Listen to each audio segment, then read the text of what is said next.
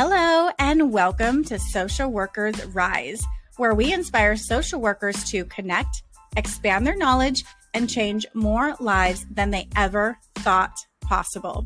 We will talk everything social work on every level from micro to macro. We are going to hear stories of social workers who are doing big things, learn new skills, and most importantly, give you actionable steps to make a difference today. Let's go.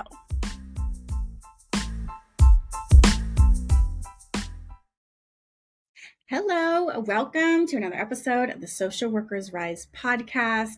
My name is Catherine Moore. I am so glad to have you. We are here this week with our guest, Christina Broderick-Royes, LCSW, and this is actually her second time on the podcast. So welcome back, Christina. I'm excited to be back. Yeah, so glad to have you. So just as like a side note, I absolutely love the work that Christina does because she is just a trailblazer in the entrepreneurship world as far as social workers being able to empower themselves to leave any kind of toxic work environment, to make the money that they want, and to really just achieve that freedom that a lot of people are looking for. And Christina, I feel like you're such a trailblazer and a leader in this area, and you provide so much hope to us fellow social workers. So thank you so much for the work that you do. With that being said, tell us about what you do. Who are you? Yeah, so I am Christina Broderick-Royes. I'm a licensed social worker in the state of New Jersey. And I am the founder of Intention Elevation. We are a consulting and education firm that works to elevate and amplify historically marginalized communities and those that support them. And so what that means is that we do work in the consulting side. We're working with education programs, organizations, corporations on becoming more mental health forward. And then on the education side, we do business coaching for social workers, equipping them with strategies, skills, resources, and support so that they can take their own skills and turn it into a profitable service-based business. Awesome. So today we're going to talk about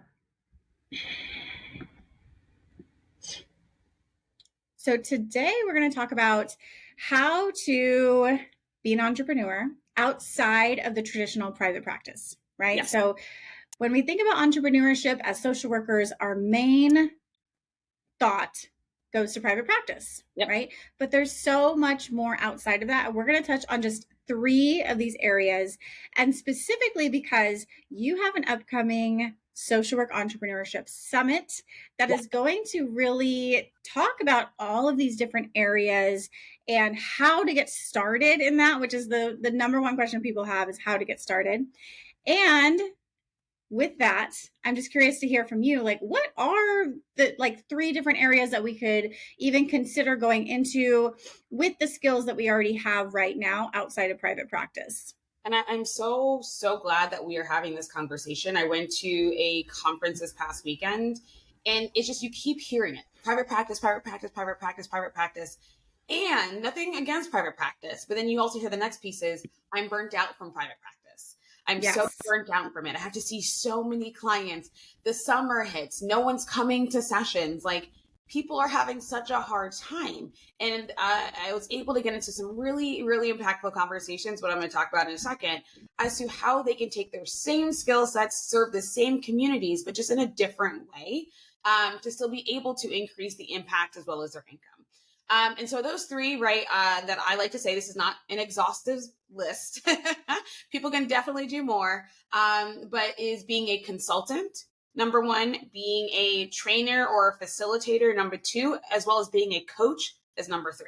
Those are like the 3, I think, common ones that makes it a little bit easier for us and our skill sets to transfer into. Interesting. So let's break those down one by one. First, you said consultant. So I've heard this word and I have a general idea of like what they do, but I know that this was not talked about in grad school, like ever. Consultant was something that I always envisioned, other people with like an MBA, a master's in business to be able to do. So what would a consultant do? And like, what does that even look like? Right. And it's funny, this is bringing up this like video I saw once where they were talking to like, like the big three consulting agencies. And it was just like, what do consultants do? And it's like this, no one ever like has a straight answer. But essentially the way I like to define it is that as a consultant, especially as a social worker, you're helping organizations break down and strategize and get support as well as a solution for a problem. Right. And so what that means is, so I may do consulting in program design and development. And so the university may say, we want to increase our mental health initiatives, but like, we don't really know how to do that. And so they'll bring our team in and we help them best understand what they're looking for, understand the needs of the students, and help them develop a program initiative that they will then implement, right? Like we're not the ones that are implementing all of the stuff. We're not there on campus every day. We just serve as a consultant, helping them piece together what's needed as when they go out and they do the implementation. And so as social workers, right, that could be an area that we do consulting in, program design and development. A lot of us have been able to do that within our social work roles, right? We create programs within our agencies, right? And different initiatives, but not all places have people on staff to do that, or have people on staff that can do that in a specific skilled way. And so places that I work in, they know that they want to do some mental health programming, but they don't have the mental health staff. And so what we do is say, well, how can we utilize the skill sets of your employees to integrate mental health into that? We also can do consulting around assessment and evaluations. Again, is something that I think all of us have been trained to do, assessments and evals. You can just do that, right? Where they bring in people to just do the assessment and the evaluation, then you hand it back to the team and they take it and they run with it. We can also do strategy. I had a university call me and say that they have the staff. They just need a strategic advisor. They need someone to they have all the pieces to the puzzle, but they don't know what puzzle they're creating. And so they need someone to help them figure out, well, what should be the overall goal here? How do we measure success, right? And from a proactive lens, they want to help. They have about 9,000 students in just their department. And so what does success look like for these 9,000 students to proactively take care of their mental health? And so that is a way that as a consultant, you can come in and you can provide your services and your skills that you already possess for organizations that are looking for someone to bridge that gap. Yes, I love that.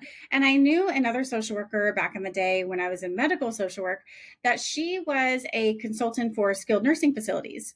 So these nursing facilities who would call her in to either design their program. What does a social engagement type of activity look like? The activities calendar, who do they need to hire? What kind of skill set do they need to have? And also be there to consult when there's something like a crisis going on, or they need some sort of additional support. What do we do with this family and this client? And so that was her role. She didn't actually work at the nursing facility, but she was able to help various facilities and make a very good paycheck doing so. Because for a lot of the organizations, it's a little bit more cost effective to kind of have someone come in, do this, set it up, versus paying someone a full-time salary, right? And so that it can be very beneficial for organizations to work with consultants in that capacity. Definitely, definitely. So next we're going to touch on trainer. Hey, it's Catherine here. I hope you are enjoying this episode. We're going to take a quick break to listen to these ads from our sponsors. Do you want to make your own podcast? Spotify has a platform that lets you make one super easily, then distribute it everywhere and even earn money all in one place for free. It's called Spotify for Podcasters. And this is the platform that I use because it makes it so simple to record and distribute your podcast all in one place using your cell phone. What you need to do is download the Spotify for Podcasters app or go to www.spotify.com/podcasters to get started. If you're planning to take the BBS Law and Ethics exam, the ASWB Master's or Clinical Licensure exam, or if you're studying for the MFT exam, then you need a proven program that can help you understand the exam questions and pass with confidence. If this is you, I highly recommend the Therapist Development Center. I personally use TDC to pass my law and ethics and clinical exams and found the program provided me with everything I needed to pass with confidence. TDC's program integrates various ways of learning in an organized fashion, containing all of the information you need to pass without the overwhelm. And now, bonus, TDC is also offering a library of continuing education courses that fulfill your license renewal requirements and will support you in your career development. If this sounds like something that you need, visit their website, therapistdevelopmentcenter.com, and use the code SWRISE10 at checkout to receive 10% off any of their CE courses, including their brand new course, On the Edge of Life, an Introduction to Suicidality. You can also check out the link in the show notes. What exactly are we talking about? I mean, I think we have a pretty good understanding, like, okay, we train people, but what do we train them on? And, what does this look like? Right. So being a trainer or being a facilitator, it can be on a myriad of things. I think about one of our former social work incubator members, and what she does, she helps facilitate trainings within the child protective services arena. And she's helping to enhance some of the foundational practices and skills, right? So they bring her in as the trainer to do so. In my company, we do a lot of both trainings and facilitation. So for example, tomorrow we're going to Arizona to work with a college out there and facilitate a 3-hour training for their staff. And their staff that are directors and program managers, that are looking particularly on how we can best strengthen their skill set to support first generation low income students. And so we're going in with the 3 hours, right? You're bringing the chart paper and the markers, but helping them really think differently, get some better strategy and a roadmap that they can then go out and for the rest of the school year feel more equipped. And then even the facilitation, you can facilitate workshops. You can facilitate different speaking engagements. And that's actually a big driver of a lot of our business, is we do a lot of presentations, a lot of workshops for students, for parents, for organizations around the foundational topics of mental health, talking about stress management, talking about mindfulness, talking about support and destigmatizing therapy, right? And so a lot of organizations are looking for people to facilitate these kinds of conversations, right? They know that they're not skilled, but they need someone to facilitate the conversation with their demographic, their audience, their community. And so they look for people like us to bring in. So that is what it can look like as a trainer or facilitator. They tend to be shorter, meaning like as a consultant, that can usually be maybe a couple of weeks, a couple of months, maybe a year, depending on how long that engagement is. As a trainer or facilitator, you might be coming in for 60 minutes, 90 minutes, maybe a couple hours, right? It's not as long-term as it may be as a consultant. Okay. And what kind of financial return are we looking at here? And I know that there's a massive range, right? But for yourself or for the people in your coaching program, what has been the range like for consultant and then also for trainer? So for consultant, right, I can give some of my current ones. So I think that's easier off the top of my mind. Right now, we're starting 2 consulting contracts, and they are both over $10,000. And in terms of my time and my energy and my effort, it probably comes out to about maybe 10 to 15 hours of work, right? Over about 3 to 4 months. So not bad. Actually, it's probably less than that. It's probably about like closer to 6 to 8 hours of work, right? It's not really that the hours is what makes it the type of contract it is. It's more so the expertise and the skill set that we're bringing and the innovation, right? And then for our facilitations and our trainings, a lot of that can depend on where it is. So again, I could use recency tomorrow. That one that we're going to in Arizona, that one is about almost 9,000 to go there for the day for the 3 hours, right? But of course, travel, flight, hotel, all of that stuff is included, as well as another one we're doing in Virginia in a couple weeks. That one's about 10. And so it can vary, but I also have some smaller ones, right? I can have a local place here in New Jersey that wants us to come out. We did a university one a couple weeks back. And for the hour that they had us come in, that was about $3,000. So it can vary depending on your market, depending on where you're located, depending on how you're offering that service. That's why when people are like, how much should I charge? It definitely depends on like your expenses and things like that. I have facilitators that go out. And so that is built into the cost as well, is that I have to pay the facilitators to go out and facilitate. So that's also some things that we have to consider too when it comes to what it looks like for pricing and how much we charge. Definitely. Yeah. And I've seen some people where they they have the specialty, right? Which we do, mental health. And they're charging anywhere from, like you said, like 2,500 up to, I mean, I've heard 100,000, Yeah. right? For like speaking and consulting and offering courses or curriculum. So there is such a massive range. Like the options are endless. Yeah, we have an online course that we sell. We've had almost 3,000 students go through our online course.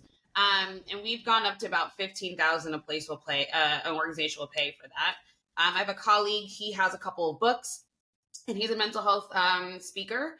He's not a social worker, he's not licensed, anything like that, but he just has a really powerful story. He's an advocate, has written his books, but he went to a school, an organization, an association.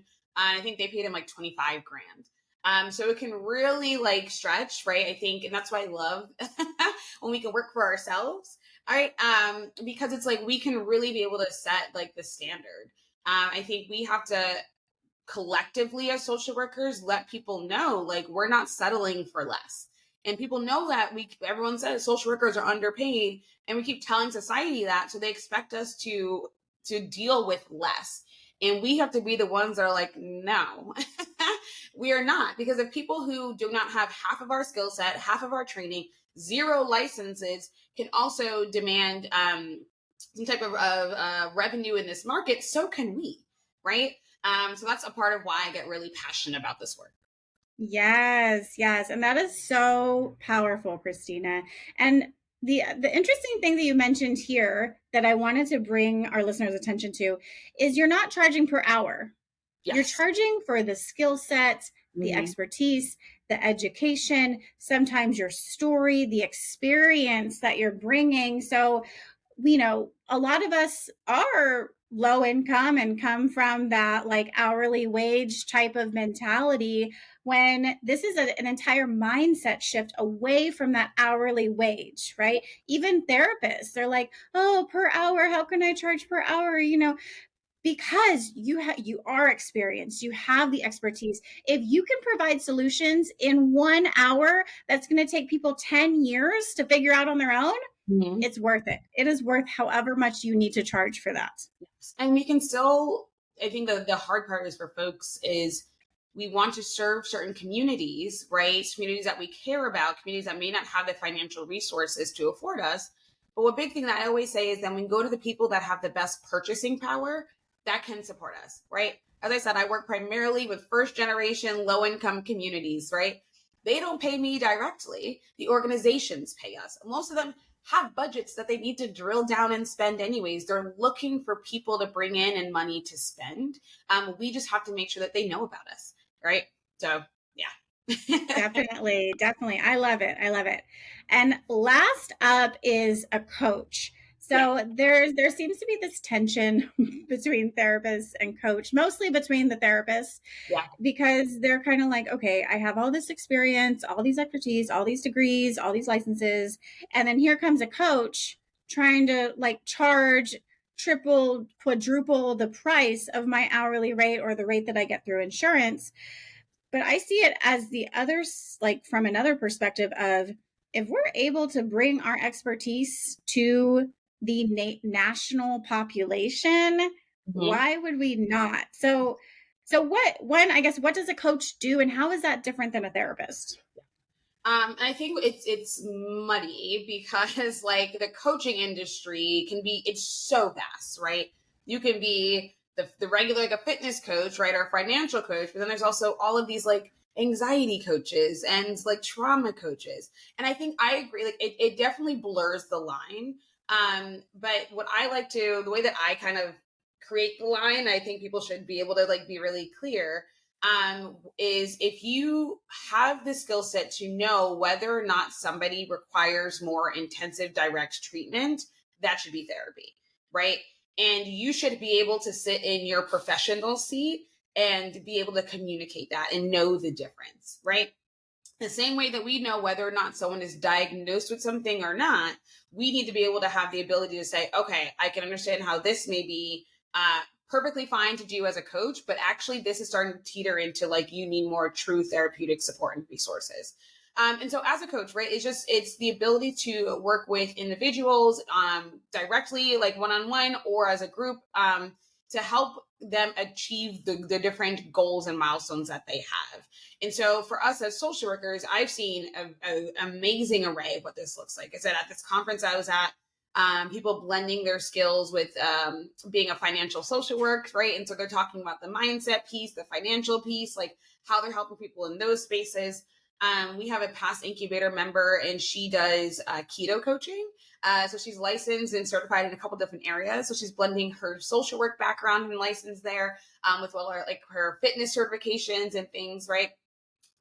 But you guys said this can happen on what's called either the B2B or the B2C level, meaning on the B2B is business to business, where organizations can actually pay you to be the coach for their employees, right? So maybe they need a wellness coach. And so you're able to help the employees with their well-being. And then you're maybe, again, you sit your expertise and you can say whether or not maybe you need to divert them to the EAP for more direct therapeutic support, or is this something you can continue to do within that coaching space? Or on the B2C side, business to consumer, where people are directly coming to you and paying you directly to support them in achieving their goals. I love that because there's such stigma around mental health still. Mm-hmm. And if it takes a coach to be the one to say, okay, I need more help in this area, and then it takes a coach to be like, okay, I'm able to help you this way, but you really need to look at getting therapy. Mm-hmm. Right? Because there's more of a need. And so if Yeah. that person can be that bridge to help that person get more in-depth therapy, I am all for it. Because Yes. I mean, culturally, we get help from all sorts of different places that is appropriate, right? So therapist is one, but also there's the minister, right? Mm-hmm. A lot of people go there when they're suffering. There's the counselor, which I've had like, oh, you're the counselor, not the therapist, Mm-hmm. right? So whatever term people need to use, if a coach makes them feel like that's culturally appropriate, I'm all for it. Yes. And it's all about remembering that we are still bound by a code of ethics, right? And so we don't want to be out here doing things unethically. If you are not skilled, if you are not trained to support someone in a specific way, then please don't, even if it's using the word coach. Yeah. Like we still are bound by a code of ethics. And so you don't want to get yourself in any trouble and or cause harm to other people as well. Definitely. Awesome. Well, I am so grateful for you, Christina. And I want to let the listener know that there is an opportunity to learn more. If you want to learn the how behind what we're talking about here, then you definitely need to be at the Social Work Entrepreneurship Summit, which Christina is the spearheading, the leader, the president, CEO. I don't know. You're putting everything together. So tell us, what was your vision for this and what can we expect when we attend? Yeah, so the summit came about. So I run a longer program called the Social Work Entrepreneurship Incubator. It's about 6 months long. And so I'm in the middle of cohort 3, but there was this need that I'm recognizing. I'm like, okay, how can I support people in this in between who are not yet in the incubator because the doors aren't open yet for the next cohort, but they need support. And everybody's coming to me with the same questions, right? How do I get started? How do I start getting clients? Like, how do I market myself? And so me and my team were like, okay, let's put together a summit, which is kind of like a intro, if you will, actually into the incubator. What I mean by that is that we are bringing in our trusted experts to cover a lot of the foundational pieces that we need to know and understand when it comes to running a business. And so while I always like to sit in my strategy seat and I will be leading sessions on helping folks understand how they can amplify their skills, their social work skills into a business, because sometimes people don't understand like all those pieces, right? So that's my job, is I can help you take those pieces as a social worker and say, cool, this is how we can turn this into a business. But then we have our experts on finances. right? Like, how do you run a profitable business? Question, how do I pay myself? How much should I pay myself? What about taxes? We get that information covered by our expert on finances, Ashley. Then, of course, as we mentioned earlier, the mindset piece is the biggest piece. The biggest piece. I actually wanted her to kick off the conference, but she's in California and she was like, that's really early for me. And I was like, that's fair. That's fair. So she's coming in the first day in the afternoon.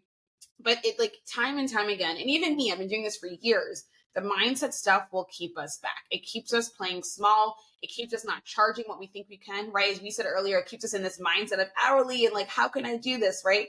And so she's actually a licensed social worker herself.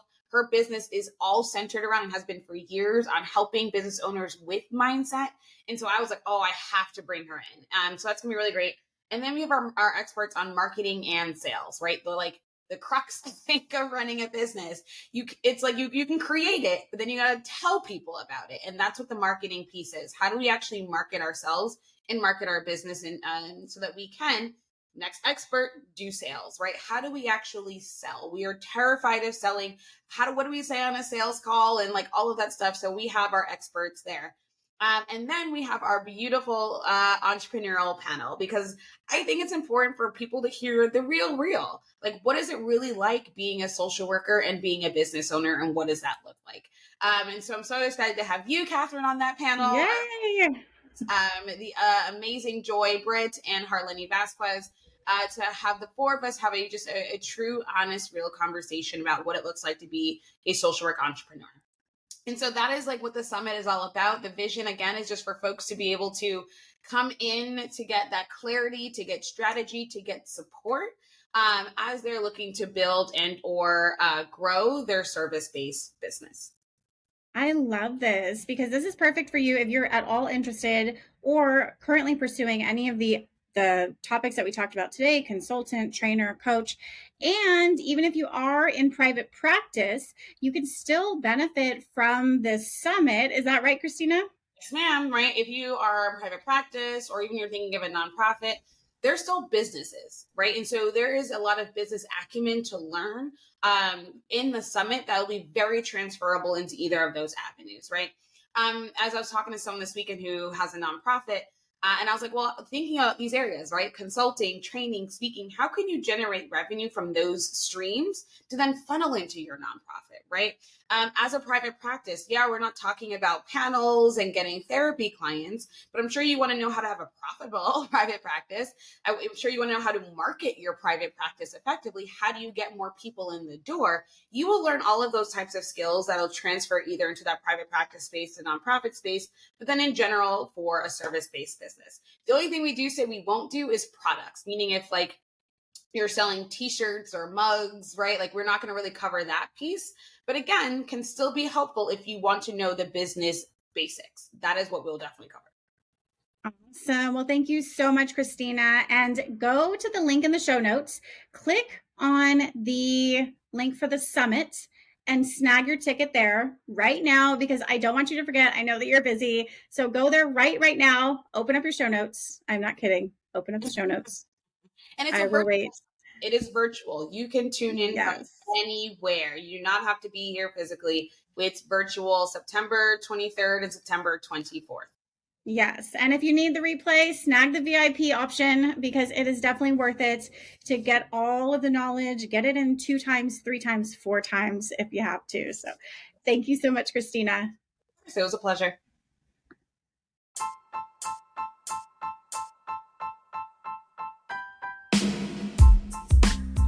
Thank you for listening to another episode of Social Workers Rise.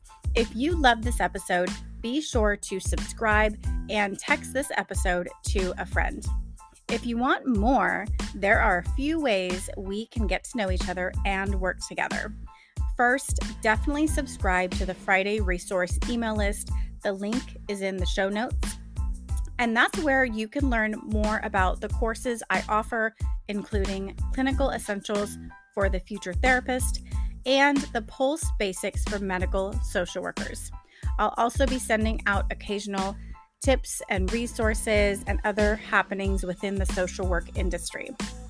And for all your clinical supervision needs, be sure to visit risedirectory.com. This is a national directory of clinical supervisors for social workers, and we also provide free resources that you can use within your own clinical supervision. Lastly, if you have more individualized needs, I do offer coaching, individual consultations, and am available for public speaking engagements for social workers and change makers. Lastly, the boring legal stuff, but very important. The information in this podcast is not meant to be a supplement for therapy, professional advice, or clinical supervision. This content is provided as is solely for informational purposes. It is not legal, health, or safety advice. I am not advising you as a therapist. Organizations should engage their own experts to ensure any adopted measures are compliant with applicable laws and standards in their jurisdictions. The opinions expressed by individuals or organizations are their own and do not reflect the views or opinions of Social Workers Rise or Catherine Moore. References to specific products or organizations do not constitute any endorsement or recommendations by Social Workers Rise.